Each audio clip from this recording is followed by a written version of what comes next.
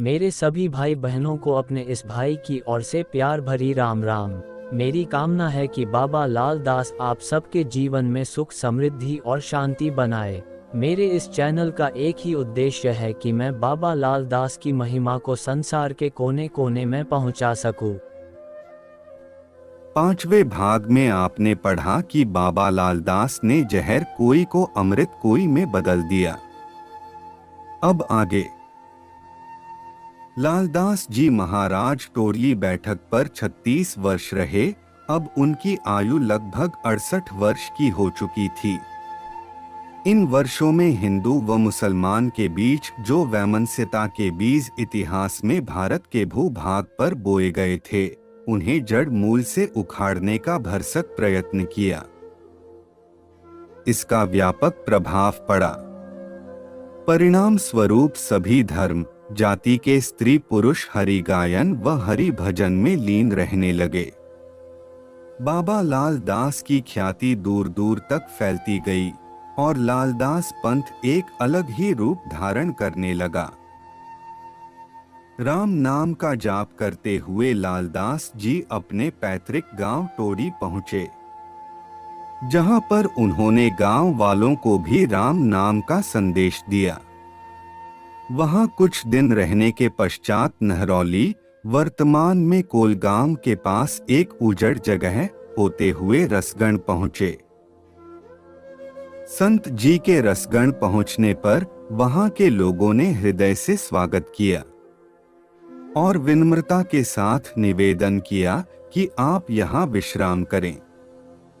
हमें भी आपके चरणों में बैठने का अवसर प्राप्त होगा।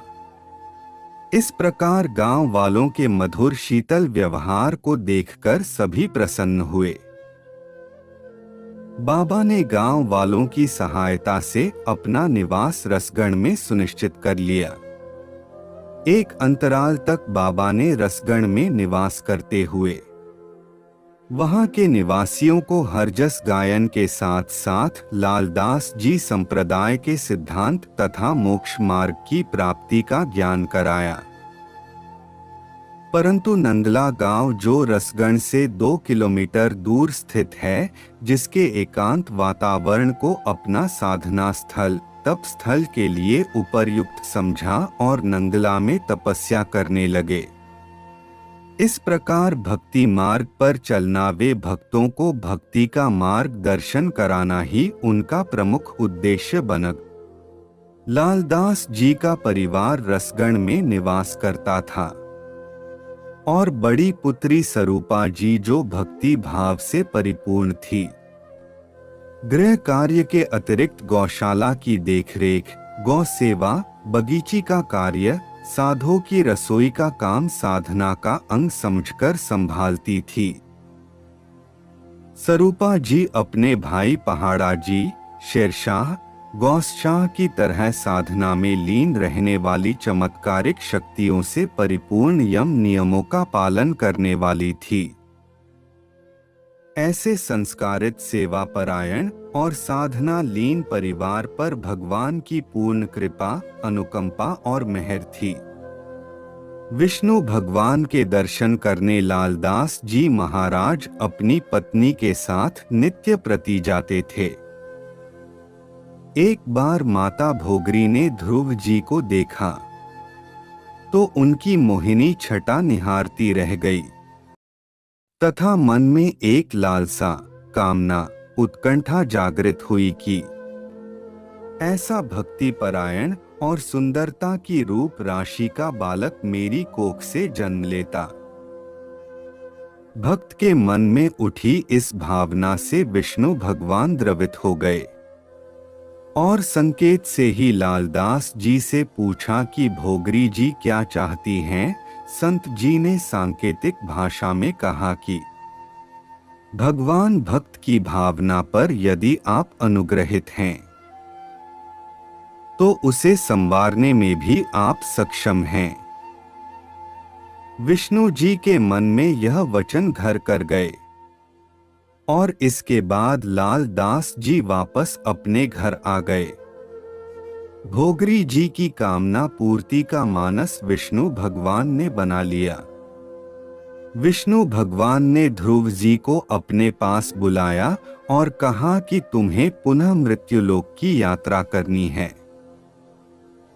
वहां पर भ्रमित जन का भ्रम दूर कर साधना को संभल देना है, अतः वहां जाना अनिवार्य है।